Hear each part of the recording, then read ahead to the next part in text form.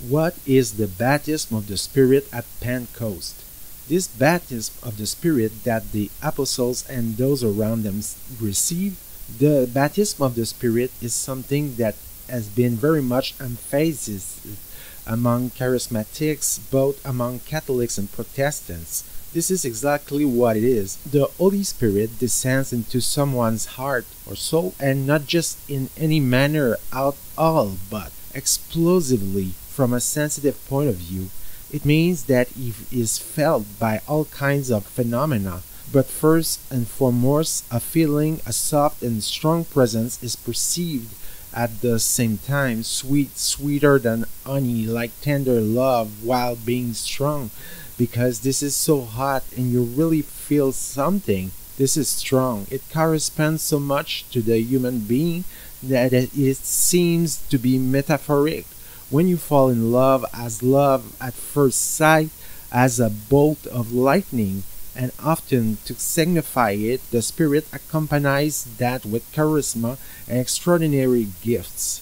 Charisma, that means that all of a sudden we begin to see intuitions which do not come from us and which are finally revealed to be true. An extraordinary phenomenon, and one begins singing beautiful songs in foreign languages that we do not know nor understand, which manifests this presence. These last 2 points are absolutely non-essential when compared to the first. Only the first point triggers real conversion. This describes the baptism of the Holy Spirit. So the question that arises is, before this baptism with the Holy Spirit, so people are not Christians? They are not baptized?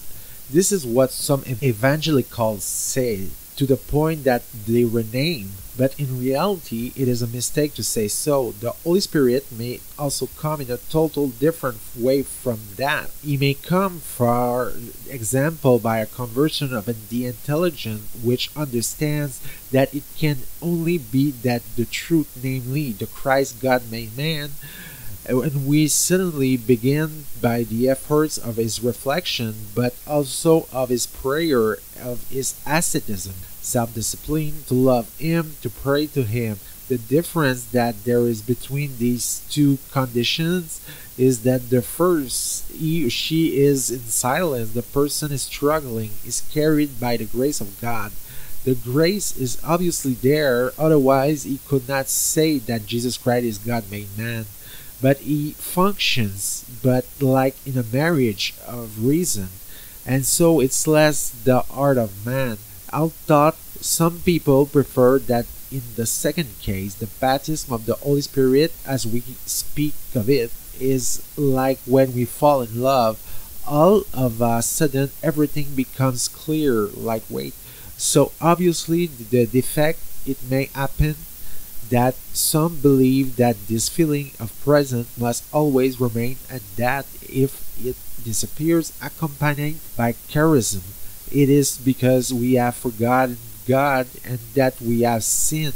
They are wrong to believe so. God will withdraw his sensitive presence and his charism. He will withdraw from them as happens elsewhere in human love.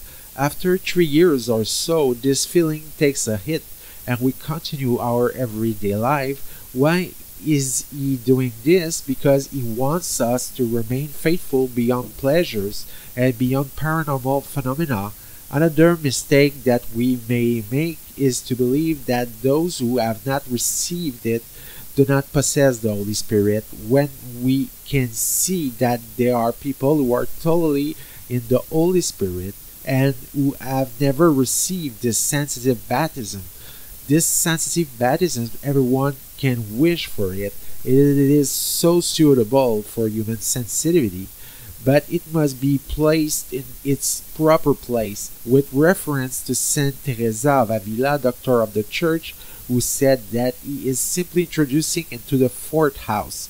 And this fourth shelter, it is not that we love more than the first shelter. We love it differently, by sailing, carried by the breeze, and no longer rowing, struggling. But ultimately, who has rowed or struggled the most?